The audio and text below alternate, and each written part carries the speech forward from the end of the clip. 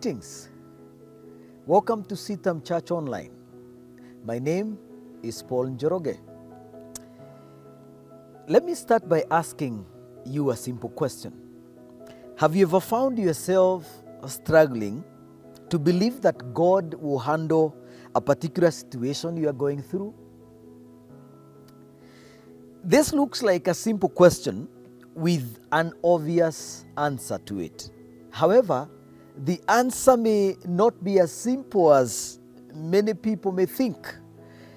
Deep down in our hearts is an ongoing battle between doubts and faith. On one side, you have a very strong conviction of God's power. But on the other side is the reality of the situations that have not changed in a long time.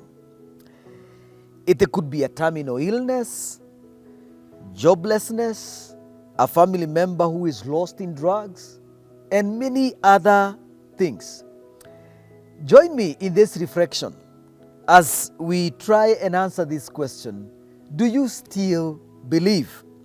In the book of Mark chapter 9, we are introduced to a very interesting story of a man who brought his son who was mute to the disciples of Jesus, but they were unable to cast out that demon. But from verse 14, and I'm going to read from the Message translation, Mark 9 from verse 14, it says that when they came back down the mountain to the other disciples, they saw a huge crowd around them, and the religion scholars cross-examining them. As soon as the people in the crowd saw Jesus, admiring excitement stirred them. They ran and greeted him. He asked them, "What's going on? What's all the commotion?" A man out of the crowd answered, "Teacher, I brought my mute son, made speechless by a demon, to you. Whenever it seizes him, it throws him to the ground. He foams at the mouth, grinds his teeth, and goes stiff as a board.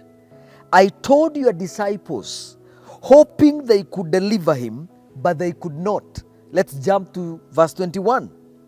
He asked the boy's father, "How long has this been going on?" "Ever since he was a little boy. Many times it pitches him into fire or the river to do away with him.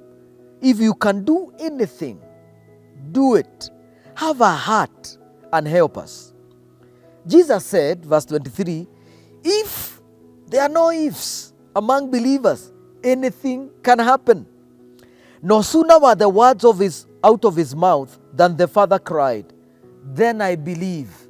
Help me with my doubts."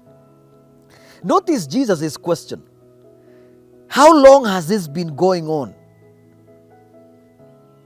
How long have you been in such situation?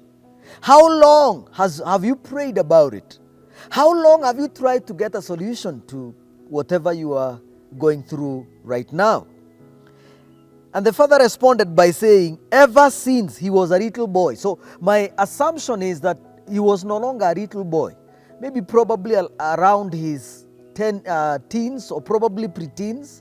So this has been a situation that has been like this for a long time. Now, but I noted something very interesting here.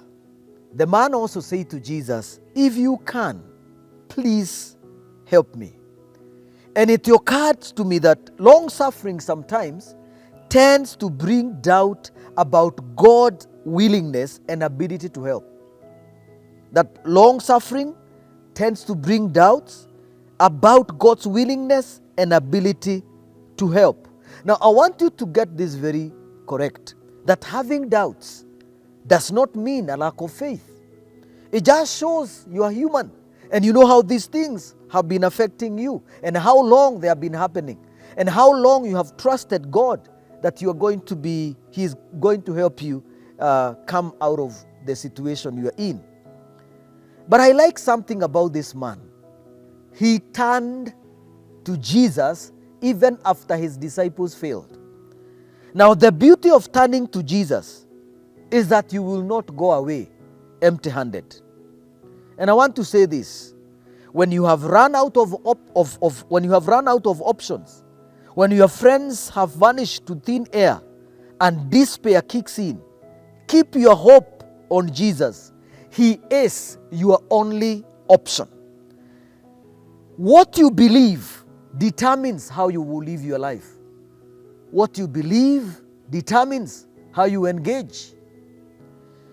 2 Timothy chapter 1 and verse 12, Paul said, "For I know who I have believed, and am persuaded that he is able."